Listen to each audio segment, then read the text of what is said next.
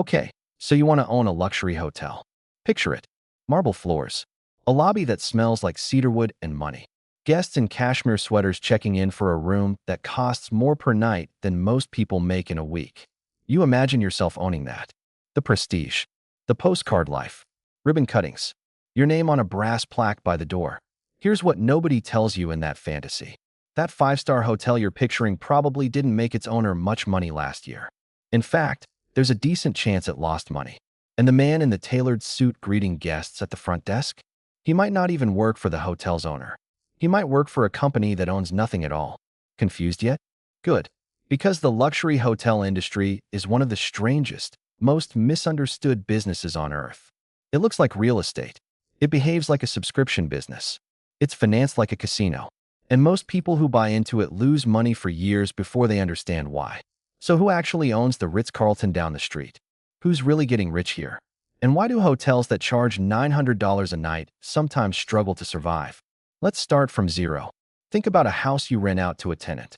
Simple business. You buy the house, someone pays you rent every month, and as long as they pay on time, your job is basically done. That's traditional real estate. Boring, stable, predictable. A luxury hotel is nothing like that. Imagine instead of one tenant, you have to find a new tenant every single night. 365 times a year for every single room. Some nights you rent all of them. Some nights you rent almost none.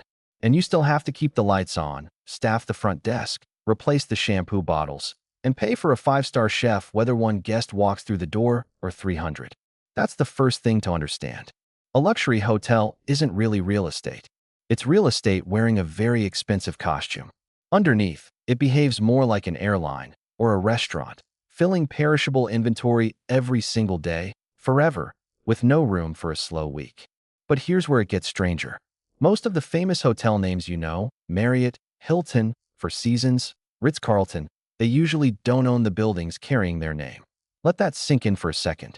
When you check into a Four Seasons, the company called Four Seasons almost certainly doesn't own that building.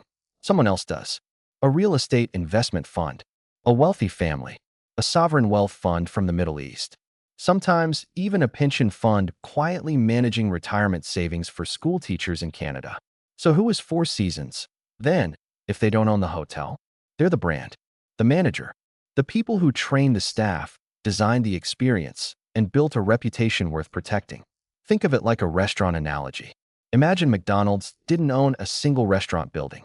Instead, thousands of independent business owners built the buildings, and McDonald's just showed up and said, "Run it exactly like this. Use our name and pay us a fee." That, essentially, is the modern luxury hotel industry. It's a licensing and management business hiding inside a real estate business.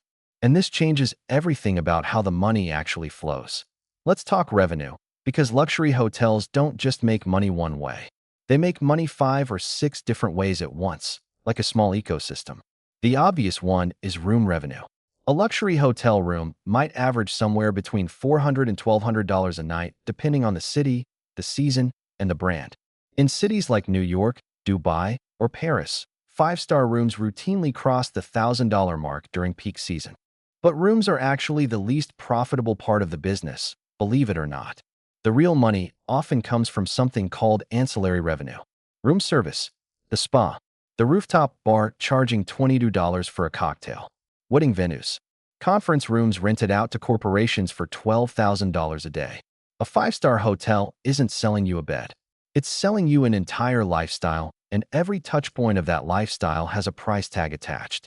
Here's a number that surprises people. In many luxury properties, food and beverage alone can generate close to a third of total hotel revenue. That rooftop bar isn't decoration. It's a profit center working just as hard as the rooms upstairs. But here's the problem. All of that glamour costs an enormous amount of money to maintain, and luxury hotels have brutally high operating costs compared to almost any other type of hotel. Think about a family budget for a second. If your monthly expenses barely change whether you're broke or comfortable, insurance, mortgage, subscriptions, that's what we call fixed costs. A luxury hotel has enormous fixed costs. Staffing alone can eat 40 to 50% of total revenue. Not because luxury hotels are inefficient, but because service is the entire product. A budget hotel might have one employee for every 10 rooms. A true luxury hotel can have one employee for every room, sometimes more. Someone has to fold towels into swans. Someone has to remember your name and your allergy to shellfish. Someone has to make 3 a.m. room service feel effortless. That labor isn't a cost of doing business. It is the business. Add in property maintenance, insurance, marketing, franchise fees paid to the brand, and taxes on prime real estate in expensive cities, and you start to see why owning a luxury hotel is nowhere near as profitable as it looks from the lobby. Industry data consistently shows something brutal. Average net profit margins for luxury hotels often sit somewhere between 8 and 15%. Compare that to a software company running margins of 60, 70, even 80%, and suddenly that marble lobby doesn't look so magical. And this is where things become interesting, because now we have to talk about capital. Building a true luxury hotel from scratch isn't a six-figure decision. It's a 9 or 10-figure decision. A single ultra-luxury hotel in a major city can cost anywhere from $80 million to over $500 million to construct, depending on location and scale. The Burj Al Arab in Dubai reportedly cost roughly $1 billion to build in the late 90s. That kind of money doesn't come from one person's bank account. It comes from a mountain of debt, private equity, and sometimes government-backed sovereign funds looking for prestige investments as much as profit. And that's the trap almost nobody sees coming. When you build something with that much borrowed money, you don't just need to be profitable. You need to be profitable enough to service enormous loan payments every single month, in an industry where demand can vanish overnight. Now comes the difficult part. Luxury hotels are extraordinarily vulnerable to something the airline industry lives in constant fear of: shocks, recessions, wars, pandemics, currency crashes, political instability. When times are good, luxury travel booms. When times get uncertain, it's often the very first thing people cut. Which brings us to a story that shows exactly how fragile this business can be, even at the very top. In 2020, the global hotel industry experienced what many analysts still call the worst crisis in its modern history. When the pandemic hit, global hotel occupancy rates collapsed by more than 60% within weeks. Luxury hotels, the ones most dependent on international travelers, business conferences, and destination weddings, were hit even harder than budget chains. Marriott, the largest hotel company in the world, saw its revenue collapse by roughly 60% in 2020 compared to the year before. Hilton furloughed tens of thousands of employees. Some legendary five-star properties shut their doors entirely, some permanently. And here's the part that stunned outsiders the most. These weren't small, poorly run businesses. These were some of the most prestigious hospitality brands on the planet, run by seasoned executives, backed by billions in capital. And within a matter of weeks, many of them were burning through cash reserves just to survive, because the entire business model depends on one fragile assumption: that people keep showing up. That's the hidden risk of luxury hospitality. It isn't a business built on owning valuable buildings. It's a business built on selling an experience that can be canceled by forces completely outside your control. But that's only half the story, because not every hotel empire crumbles under pressure. Some are built specifically to survive it. Let's talk about a name that basically defined modern luxury hospitality: Isidore Sharp, the founder of Four Seasons Hotels. Sharp didn't start with a five-star empire. He started in the 1960s building a single modest motel in Toronto, using lessons learned from his father's small construction business. But Sharp noticed something the giant hotel chains of his era were ignoring completely. Guests didn't just want a big room. They wanted to feel like someone actually cared whether they existed. So instead of competing on size, Sharp obsessively engineered service. Room service available any hour of the night. Staff empowered to fix problems on the spot without asking a manager. A now famous internal rule where employees could spend up to a set dollar amount, without approval, purely to solve a guest's problem instantly. That single decision, treating service like the actual product instead of the building, became the philosophy that turned Four Seasons into one of the most valuable hospitality brands on the planet, eventually managing over 100 properties across nearly 50 countries, valued in the billions. The lesson from Sharp's story is simple but easy to miss. In luxury hospitality, the physical hotel is almost never the real competitive advantage. Anyone with enough capital can build a beautiful building. The brand, the culture, the standard of service. That's the part that's nearly impossible to copy. Which brings us to industry economics, the layer most guests never think about. Here's a question. If luxury hotels are this risky and this capital-intensive, why do sovereign wealth funds and billionaires keep buying them? The answer isn't really about annual profit at all. It's about something bigger. Trophy assets.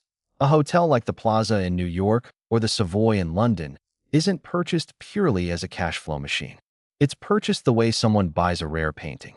It's prestige, influence, a physical asset in a world-class city that will almost certainly appreciate over decades, even if annual profit margins stay modest. This explains something that confuses a lot of people about the industry. Iconic luxury hotels change ownership constantly, sometimes selling for staggering sums, while producing relatively unremarkable year-to-year profit. The real return isn't the yearly income statement. It's decades of appreciating real estate value in cities that never stop attracting the wealthy.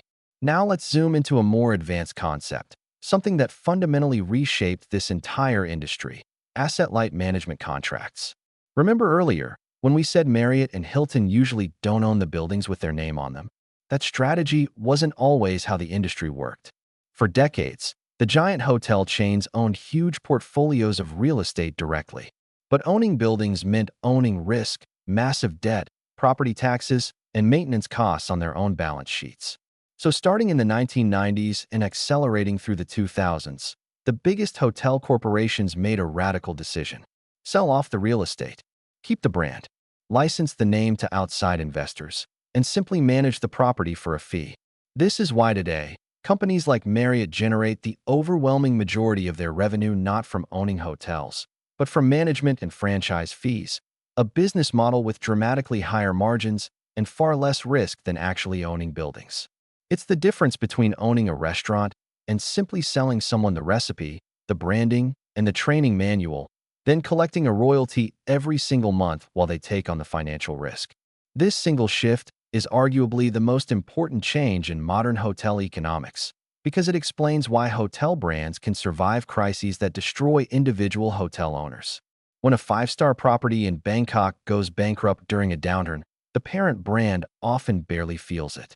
They just replace the failed owner, keep the sign on the building, and move on. The people who suffer most are almost always the individual property owners and investors, not the corporate brand sitting comfortably above them. Now let's talk about the future, because this industry is shifting again. A new kind of traveler has emerged, one obsessed less with thread count and marble bathrooms, and more with experience, wellness, and personalization. Brands like Aman and Six Senses have built entire empires charging even more than traditional five-star chains, not by adding more luxury, but by adding more meaning. Silence, isolation, wellness retreats disguised as hotel stays. At the same time, data and automation are quietly reshaping room pricing.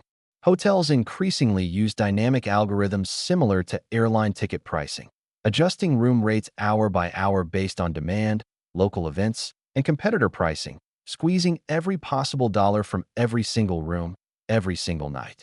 And climate change is becoming an unavoidable cost line as well. Coastal luxury resorts are now factoring insurance premiums and structural resilience into their financial models in ways that simply didn't exist 20 years ago. The luxury hotel of the future may look the same from the lobby: marble, music, a warm smile at check-in. But behind that smile now sits an algorithm calculating your room's price in real time, a spreadsheet in some private equity office assessing this building's decade-long resale value, and a brand executive somewhere protecting a reputation worth far more than the building itself. So let's go back to that fantasy we started with: owning a luxury hotel. The truth is, very few people who dream about owning one actually do. And most of the ones who do aren't managing guests personally. They're managing debt, contracts, staffing costs, and brand agreements from a distance, hoping occupancy holds steady through the next global disruption. What you're really buying, when you buy into luxury hospitality, isn't a building. It's a promise. A promise that somewhere in the world, for one night, a stranger will feel like the most important person on earth. And someone, somewhere, has figured out exactly how to price that feeling down to the dollar. Maybe that's the real business of luxury. not selling rooms. Selling the illusion that money can buy belonging, if only for a night, in a building that isn't even really owned by the people who seem to run it.